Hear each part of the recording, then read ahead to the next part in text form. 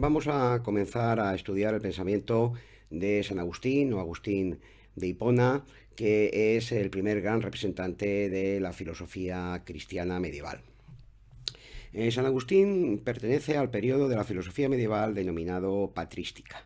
La patrística es la etapa inicial de la filosofía medieval, la segunda gran etapa será la escolástica, que veremos cuando estudiemos a Tomás de Aquino, y en esta etapa inicial, que abarca varios siglos, ¿no? Los primeros padres de la Iglesia, muchos de los cuales eran personas que habían recibido una gran formación filosófica y cultural, ¿no? Desde el punto de vista del paganismo, y luego se habían convertido al cristianismo, trataron de llevar a cabo una síntesis entre la filosofía clásica grecorromana y la religión cristiana. Esta síntesis no era fácil porque se trataba de paradigmas, de modelos distintos de pensamiento, de cosmovisiones a veces incluso enfrentadas, ¿no? Y de ahí la lucha que va a haber durante un tiempo entre el pensamiento pagano y la religión cristiana, con persecuciones incluso, pero en este periodo ya, una vez asimilado el cristianismo, una vez convertido incluso en religión oficial del imperio, pues comienza a intentarse hacer esta síntesis, ya digo, por los primeros padres de la Iglesia. Lo que intentaron ellos es asimilar aquellos aspectos de la filosofía clásica grecorromana que les parecían eran compatibles con el cristianismo. Por poner algún ejemplo, pues por ejemplo el mundo de las ideas platónico lo asimilaron al concepto de cielo que aparece en la religión cristiana, el cielo, ¿no? Donde se encuentra Dios, ¿no?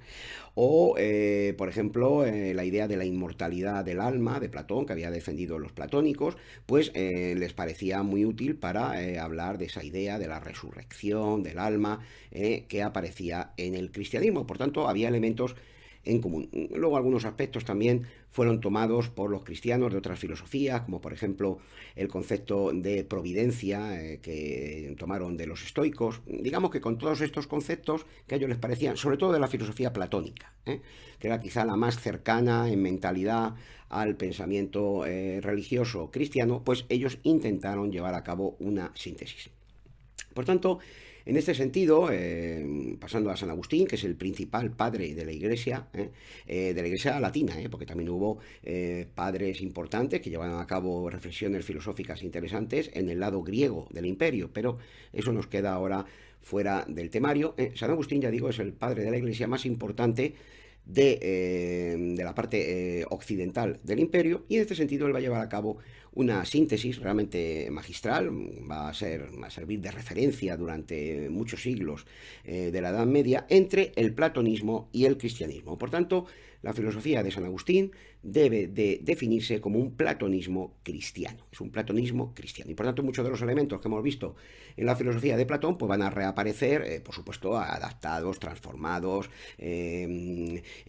combinados con otros conceptos en el pensamiento agustiniano y sobre todo, por supuesto, cristianizados, ¿no?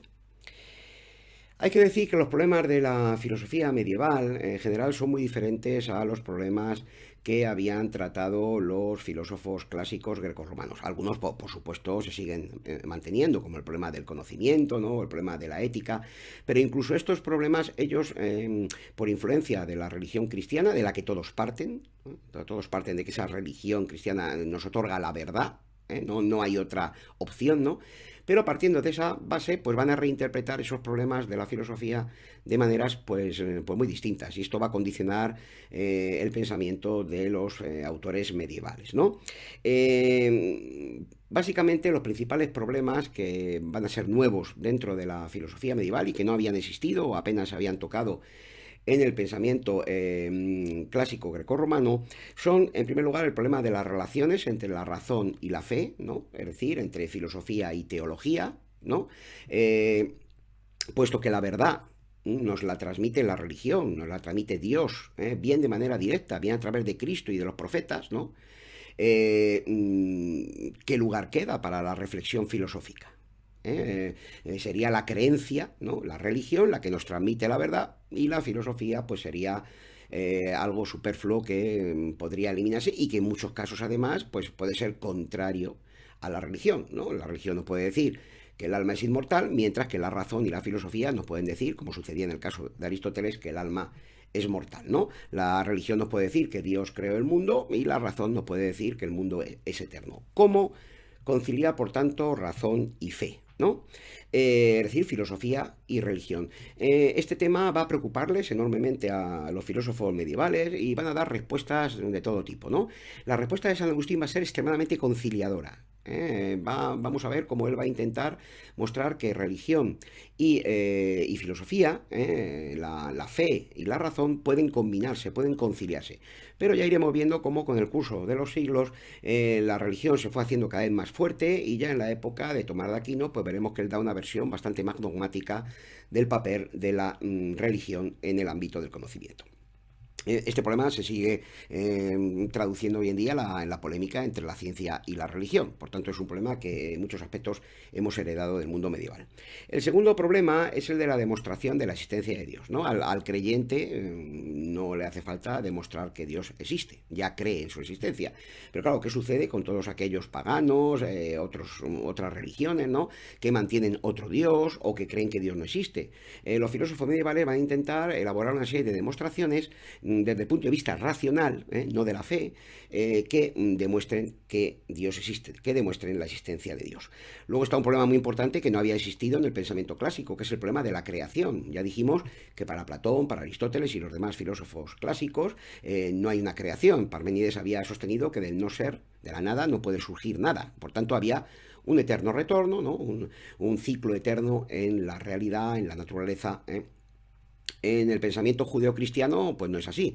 Dios ha creado el mundo porque es omnipotente, ¿no? Desde la nada, y en consecuencia habrá que intentar explicar desde el punto de vista filosófico cómo es posible esa creación del mundo a partir de la nada. Ya veremos las distintas respuestas que se dieron y que en algunos aspectos pues, han tenido también repercusión en el pensamiento hasta hoy. Luego un problema fundamental, este sí que es el problema básico que introduce el pensamiento judeocristiano frente al pensamiento clásico, es el problema de la libertad humana y el problema del mal. ¿No? El ser humano aparece ahora como un ser libre, un ser que por tanto puede desobedecer los mandatos divinos, puede elegir entre actuar bien y actuar mal, y claro, esto plantea un problema muy importante que es el problema del mal. Pues si Dios es bueno, si Dios es bondadoso, si es omnipotente, si es la bondad infinita, ¿cómo es que existe el mal en el mundo?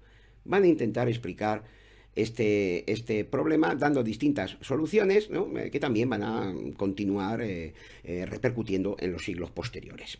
Esto va a llevar al problema de qué relación hay entre la ley divina y la ley humana y también el último problema muy importante que introduce el pensamiento judeocristiano es el problema de la historia. El problema de qué sentido tiene la historia humana. En el pensamiento clásico había habido un ciclo, ¿no? En el fondo no hay historia, la historia se repite eternamente, ¿no? Porque las ideas o las formas son eternas, ¿no? Cambian los individuos, pero los arquetipos son siempre los mismos. Ahora no, Dios ha creado el mundo en un determinado momento, en el punto cero, ¿no? Que es el comienzo de los tiempos, el Génesis, ¿no? Y el mundo se dirige a través de la historia hacia un punto final, el juicio final, el punto omega, ¿no? de la historia en el que se produce ese juicio final, en el que Dios pues juzga a vivos y muertos y aparta a los justos de los injustos. Por tanto, la historia comienza a tener un sentido y se convierte en un tiempo en forma de flecha, ¿no? Que se dirige hacia el futuro. Y, por supuesto, con un punto central, que es el año cero, digamos, que se identifica con el nacimiento de Cristo y que es, digamos, el punto que da sentido a la historia. Antes de Cristo, después de Cristo. Todo esto no había existido en el pensamiento clásico y ahora pues lo introduce el pensamiento judeocristiano. Todos son elementos fundamentales, porque van a definir lo que va a ser el pensamiento posterior hasta hoy. Hoy en día cualquier individuo puede ser ateo, ¿no? Pero puede creer que la historia tiene un sentido, ¿no? Que la libertad humana pues puede decidir cómo va a ser su destino. Por tanto, pensar que la filosofía cristiana medieval es un absurdo, algo que no hay que estudiar, como algunos profesores creen, ¿no? Que, en fin, algo que habría que eliminar de los programas, bueno, pues yo desde luego no es desde luego una de las partes que me interesen más del pensamiento filosófico, pero está absolutamente claro que es algo que no se puede eliminar y que hay que tener muy en cuenta porque, como muy bien decía Ortega, somos nuestra historia y en consecuencia estamos definidos por ese periodo histórico anterior y por tanto por el pensamiento anterior, en este caso el cristiano. Somos en buena medida fruto de la herencia, no solamente del pensamiento clásico greco-romano, sino también del pensamiento cristiano y, si me apuráis, pues del pensamiento islámico islámico, medieval y otro montón de influencias. Hay que tener la mente abierta, ¿no? Esas mentalidades cerradas que intentan anular la historia y revisarlo todo y ponerlo todo a su manera, me temo que cometen errores muy graves y llevan a empobrecer su visión del mundo. Hay que abrir perspectivas y ver qué se puede extraer de positivo de cualquier tipo de aspecto. Bien, dicho esto, vamos a ya introducirnos en el pensamiento agustiniano y lo primero que vamos a estudiar es el problema del conocimiento en relación con el problema de Dios. El problema del conocimiento en San Agustín está unido, como os acabo de indicar, al problema de las relaciones entre razón, filosofía y fe, es decir, religión. Para San Agustín, el objetivo fundamental del ser humano, y en esto coincide con Platón o con Aristóteles, es alcanzar la felicidad, disfrutar del bien supremo. Pero, como filósofo cristiano, identifica este bien supremo con Dios, ¿no? Ahora bien, disfrutar de esa felicidad, ¿no?, requiere ante todo conocer la verdad, porque señala San Agustín que una vida falsa, una vida montada sobre mentiras, sobre falsedades, no puede ser una vida buena ni tampoco una vida feliz. Ahora bien, como la verdad es única, se identifica con la palabra de Dios, ¿no?, esa verdad puede conocerse por dos caminos. Podemos acceder a esa verdad por dos caminos. Por un lado, el camino de la filosofía, el camino de la razón. Por otro lado, el camino de la fe, el camino de la religión. Y el camino más importante, evidentemente, dentro de este pensamiento cristiano, es el camino de la fe. La fe nos indica qué debemos creer. Pero, aunque la fe tiene primacía a la hora de conocer la verdad, la razón y la fe para San Agustín no son incompatibles, porque la razón debe intentar explicar racionalmente los dogmas de la fe. Luego veremos algún ejemplo, ¿no? Por tanto, la razón nos permite entender los contenidos de la fe, ver qué significado tienen, ¿no? Una vez que hemos creído en esos dogmas de fe, en esos misterios de la fe, la religión debe ser completada con la filosofía que nos permite entenderlos. Por eso el lema de San Agustín, ¿no?, es entiende para creer, cree para entender, ¿no? En latín, intellige ut credas, crede ut intelligas, ¿no? Esa es su máxima fundamental, ¿no? Primero debemos creer determinados contenidos a través de la fe. Eso es algo de lo que parten todos los filósofos cristianos medievales, pero luego esos contenidos, si no son explicados por la fe, se quedan en una fe ciega, en una fe vacía, en una fe que carece de apoyos, ¿no?, y que por tanto no puede argumentar. Es necesario que la razón, la filosofía, intente explicar los contenidos de la fe, los dogmas de la fe. Vamos a poner un ejemplo, ¿no? Si nosotros, por ejemplo, hablamos de que es necesario creer que Dios ha hecho el alma inmortal, ¿no?, eso es un dogma de la fe, pues nos podemos encontrar con que la filosofía platónica pues da una serie de argumentaciones para demostrar que el alma tiene que ser inmortal. O si, por ejemplo, estudiamos los grados del conocimiento en el símil de la línea de Platón, recordémoslo del tema primero, ¿no?, del tema dedicado a Platón, nos encontramos que esas dos líneas cruzadas pues tienen una gran semejanza con la cruz. Por tanto, digamos que ese símbolo, el símbolo de la cruz en el que cree el creyente, sería, digamos, el que ejemplifica de manera simbólica ese contenido filosófico, ¿vale? Por tanto, por decirlo de algún modo, de manera simple, la religión sería filosofía para aquellos que carecen de formación, pero aquellos que tienen esa formación filosófica, pues tienen la misión de entender mediante la razón los dogmas de la fe y entender que esos contenidos de la fe no son absurdos, sino que son una transmisión simbólica de una verdad que la filosofía puede conocer y apoyar. Por lo demás, la teoría del conocimiento de San Agustín está muy influida por la filosofía platónica, ¿no? Para conocer la verdad necesitamos un esfuerzo importante, un esfuerzo duro, ¿no?, en el que tienen que colaborar el amor y la razón. Porque para San Agustín el proceso de conocimiento no es algo frío, no es algo simplemente intelectual, sino que también es un proceso afectivo, un proceso que implica un elemento de amor al conocimiento. Esto ya lo había dicho Platón y los platónicos, pero hay aquí un componente religioso que no aparecía evidentemente en Platón, ¿no? Por tanto, nuestra búsqueda de la verdad se encuentra impulsada por el amor, pero no se trata del amor egoísta, que está basado, dice San Agustín, en los impulsos desordenados, en el deseo desordenado, al que él llama delectatio en latín, ¿no? El placer corporal, ¿no? Y que se pierde en las vanidades del mundo, sino que se trata ante todo de un amor espiritual y ordenado. ¿Eh? Y ese amor espiritual y ordenado tiene dos facetas, dos dimensiones. Por un lado, el amor al conocimiento, que sí habían conocido los platónicos, los griegos, ¿no? Pero por otro lado está el factor cristiano, el amor al prójimo, lo que se denomina en el mundo de la religión cristiana la caridad, ¿no? Es decir, el cristianismo introduce el elemento del conocimiento personal, ¿no? El elemento afectivo, emotivo, personal, que apenas había sido tocado en el mundo griego, que había entendido el conocimiento como un proceso puramente intelectual. Sí, había un amor al conocimiento, un deseo de conocer, pero ahora San Agustín, apoyándose en esa religión cristiana, considera que el factor personal, ¿no? La caridad, el amor al prójimo, también es un factor de conocimiento mucho más profundo, mucho más importante, Cristo lo había señalado en el Nuevo Testamento, que el simple conocimiento intelectual. Una vez que el proceso del conocimiento está orientado por el amor, pues ya la teoría del conocimiento de San Agustín se parece bastante al símil de la línea platónico, aunque por supuesto con notables cambios, ¿no? El proceso del conocimiento constaría de dos fases. Una primera fase, ¿no?, que iría desde el mundo exterior hasta el interior del alma, en lo que coincide San Agustín con Sócrates y con Platón, ¿no? Y una segunda fase en la que se produce un ascenso espiritual del alma, ¿no? En la que hay, digamos, un ascenso del alma humana hasta la realidad superior de Dios. La primera fase, por tanto, va del conocimiento, va del mundo exterior al interior del alma.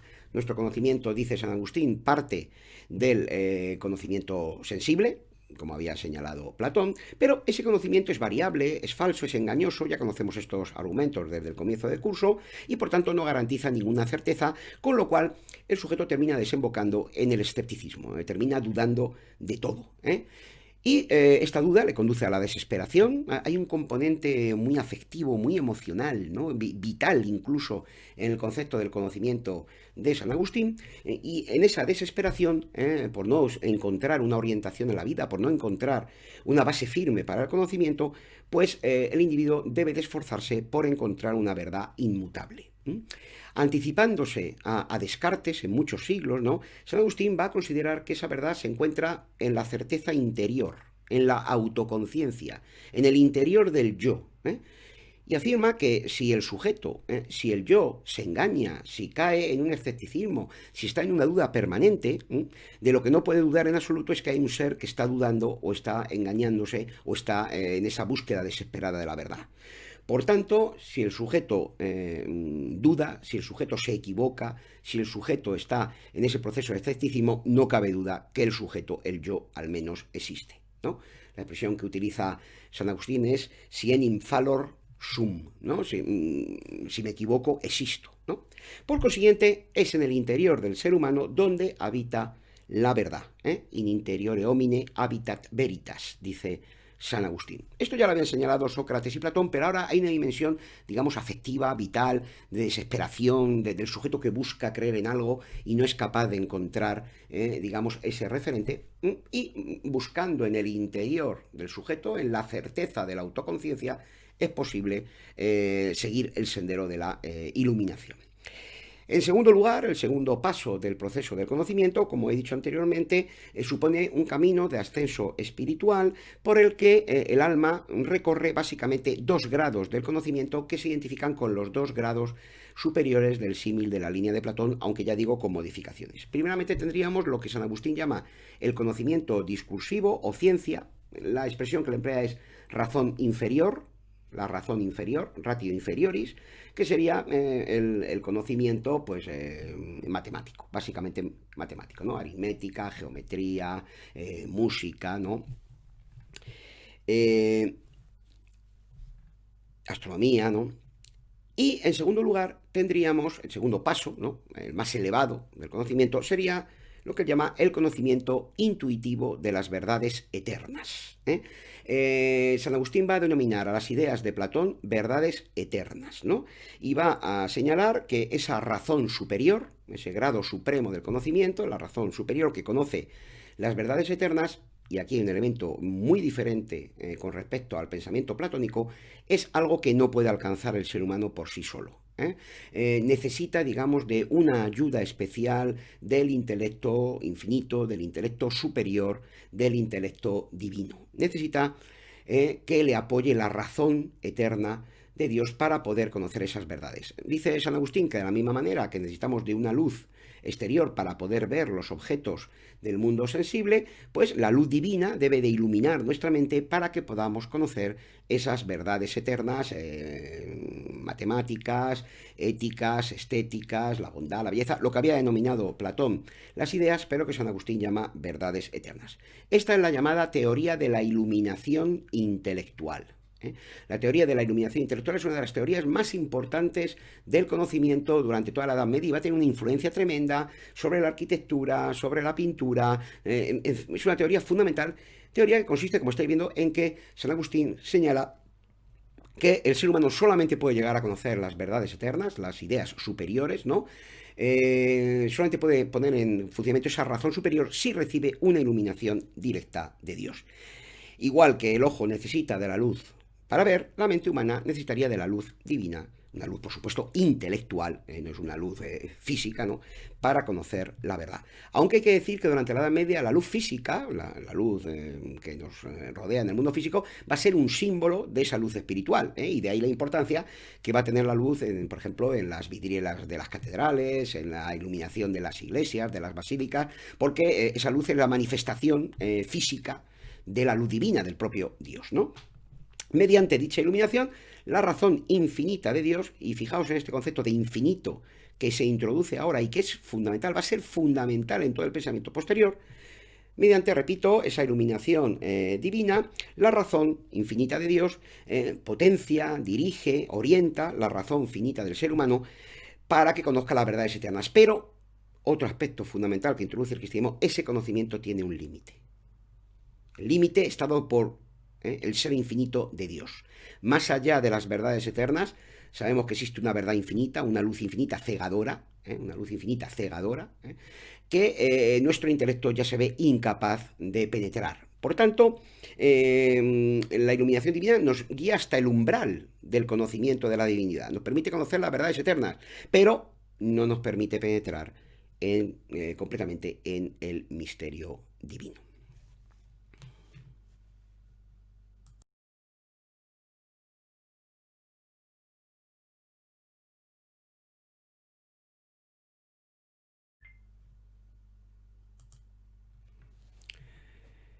El problema del conocimiento, San Agustín, como os decía al comienzo, está muy relacionado con el problema de Dios. Y por tanto, pues este problema, al contrario que en la filosofía antigua, que había tenido menos relevancia, no es que no existiera, pero ya hemos visto que no tenía tanta importancia como en el pensamiento medieval, o como va a tener a partir de ahora, ¿no? Es un problema que evidentemente San Agustín va a abordar. La existencia de Dios es una verdad de fe, ¿no? Para el pensamiento cristiano es algo indudable, ¿no? Y en la época debemos de considerar que el cristianismo es la religión oficial y, en fin, y por tanto se ha impuesto como religión del imperio y todos los pensadores parten de la creencia en la existencia de Dios. Si alguien no lo hace, pues evidentemente es un pagano, puede ser perseguido, un hereje, en fin, ya sabemos este tipo de cosas. Por tanto, la existencia de Dios es una verdad de fe. Pero aunque la fe cree que Dios existe, ya hemos visto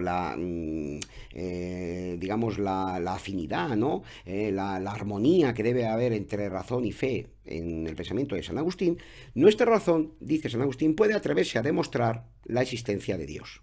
Porque si entendemos por qué debe existir Dios, pues nuestra fe será mucho más acendrada, mucho más poderosa y tendrá un fundamento, ¿no? San Agustín va a ofrecer 3 demostraciones de la existencia de Dios, aunque la última propiamente no cabría denominarla una demostración, por lo que os diré posteriormente. La primera demostración que ofrece San Agustín de la existencia de Dios es la más importante, la más la más poderosa, ¿no? El argumento más potente, ¿no? Es la demostración por las verdades eternas. Recordad que las verdades eternas es el término que utiliza San Agustín para designar las ideas de Platón. A veces las llama también idea, pero normalmente él habla de las verdades eternas, ¿no? Esas verdades, por ser inmutables, por ser atemporales, ¿no?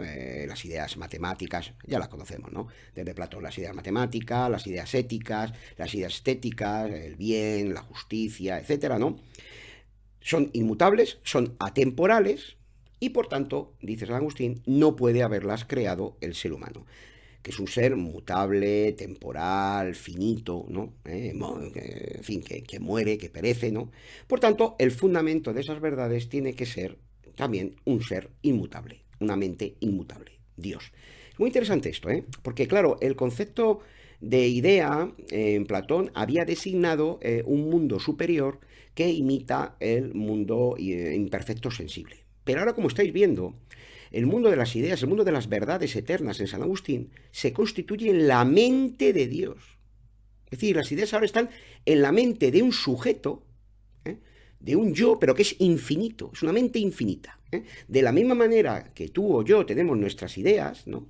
El concepto de idea ahora sigue siendo objetivo, sigue siendo un objeto, ¿no? Que existe fuera de la mente humana, pero que ahora está situado en la mente de Dios. Las ideas, las verdades eternas son los pensamientos de ese Dios infinito.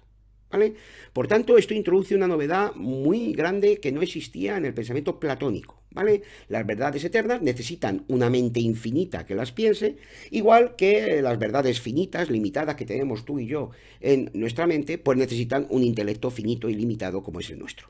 Por tanto, debe de existir una mente infinita, una mente divina, un Dios en definitiva, que sea la base, el sustento, aquel ser que piensa esas verdades eternas.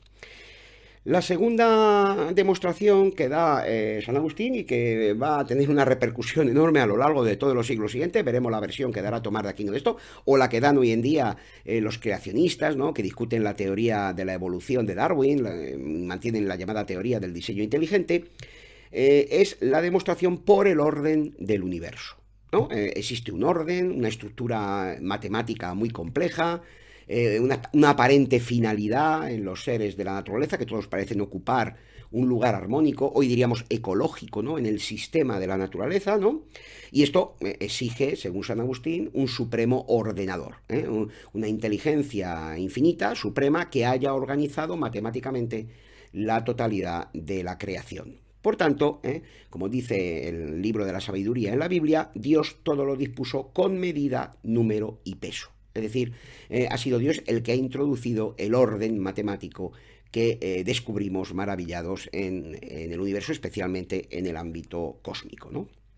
Y la última demostración que da San Agustín de la existencia de Dios es por el consenso universal, ¿no? Señala San Agustín que la mayoría de los seres humanos pues coinciden, están de acuerdo en considerar que existe un ser superior, un ser divino que ha creado el mundo.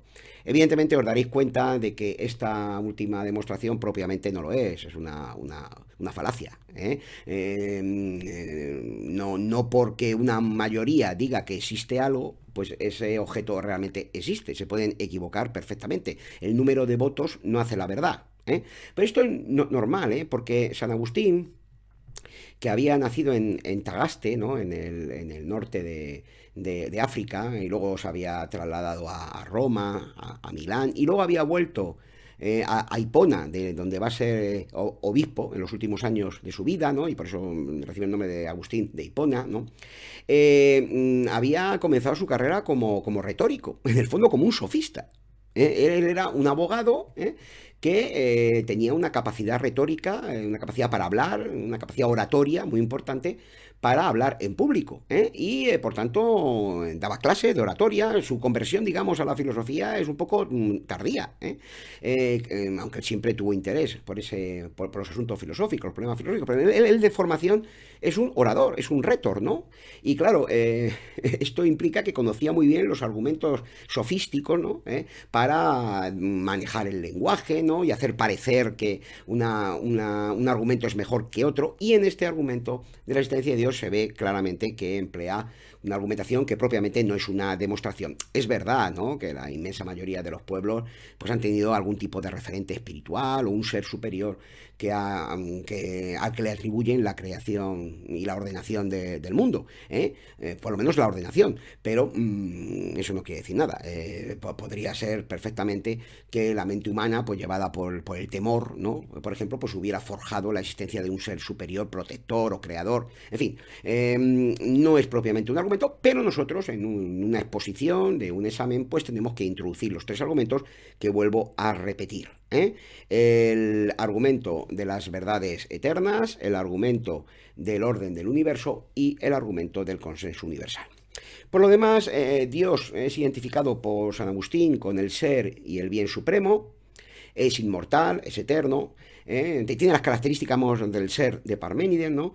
Y aunque es único, hay un solo Dios, está formado por una trinidad de personas, son como tres aspectos de la divinidad. El Padre, ¿no?, el Hijo y el Espíritu Santo. Estos tres símbolos deben de ser interpretados por la filosofía, ¿vale? Dios sería, Dios Padre, sería la designación de lo que se había denominado en filosofía el ser, desde Parménides. El Hijo designaría el verbo, la mente, ¿no? Por tanto, el mundo de las ideas, ¿no?, que se identificaría con Cristo, con el símbolo de Cristo, ¿no?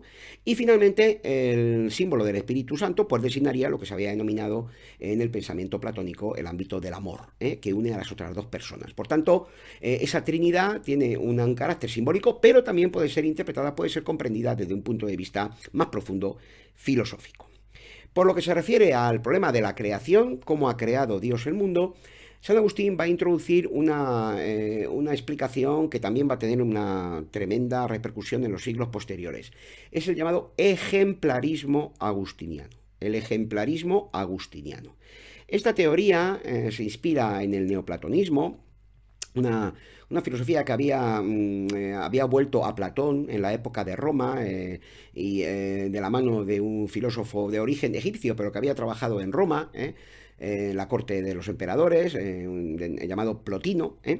Ese neoplatonismo había puesto de moda de nuevo el platonismo y San Agustín había leído los escritos de Platón y de Plotino en latín, porque parece que no controlaba muy bien el griego, ¿no?, los habían traducido al latín, y va a sostener esta teoría ejemplarista, el ejemplarismo agustiniano. Según esta teoría, Dios es trascendente al mundo, está fuera del mundo creado, y ha creado el mundo desde la nada, en latín se dice ex nihilo, ¿no?, tomando como modelos, como prototipos, como arquetipos, las verdades eternas, las ideas que se encuentran en su mente. Como veis, en el concepto de Dios creador, San Agustín va a combinar el concepto del demiurgo, el concepto del demiurgo platónico, con el concepto del Dios creador, del Yahvé, de la Biblia.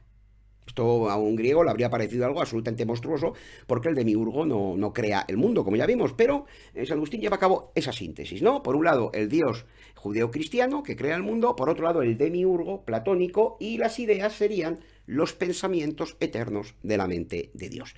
Y ya dijimos, de la misma manera que el arquitecto construye la basílica o la catedral o cualquier edificio a partir de las ideas que tiene en su mente, Dios habría creado también el universo a partir de los modelos o verdades eternas que hay en su entendimiento o intelecto infinito, en su mente infinita, pero además habría creado la materia y el tiempo de la nada, todo ello de la nada. Esta es la gran diferencia con respecto al arquitecto humano, que necesita unos materiales que él no ha creado, ¿no? Los seres creados, como incluyen la materia en mayor o menor grado, pues son más o menos perfectos según su género. Surge así una jerarquía de seres creados, ¿no? Primeramente tendríamos los ángeles, ¿no? Luego tendríamos los astros, ¿no? El alma humana, y por tanto el ser humano, luego los animales, luego las plantas y finalmente la materia oscura, caótica. Tendríamos por tanto el foco de luz suprema, que es el ser divino, la divinidad creadora, y luego en el último lugar de ese foco de luz que se pierde en las tinieblas, la materia oscura, donde habita todo aquello que es origen del pecado y del mal. Por lo demás, va a sostener San Agustín que no todos los seres creados existen desde el comienzo, sino que Dios ha implantado en la materia, cuando la ha creado, las semillas, él la llama las razones seminales, ¿no? Los espermata, ¿no? Esta es una expresión, razones seminales, que procede de la filosofía estoica romana, ¿no? De todos los seres, y estos van apareciendo en el tiempo cuando Dios lo ha decidido a través de su providencia. Así es como explica San Agustín que aunque la creación es única, se da en el momento del Génesis, pues se pueden encontrar como fósiles de seres que ya han desaparecido a lo largo del tiempo. Es decir, los seres van apareciendo a partir de esas semillas que hay en la materia cuando Dios lo ha dispuesto. Igual un poco para que entendáis de la manera que los personajes de una obra de teatro pues van apareciendo cuando están ya desde el primer momento, digamos, detrás del escenario, y van apareciendo en el momento en el que el director ha previsto que esos personajes aparezcan. Y tendríamos, por tanto, que a lo largo del tiempo irían sucediéndose esos distintos seres que irían desarrollando sus razones seminales a lo largo de esa trayectoria, dependiendo del momento en el que Dios haya previsto, tienen que realizar su actividad, la actividad que él ha previsto en el ámbito de la creación. ¿De acuerdo?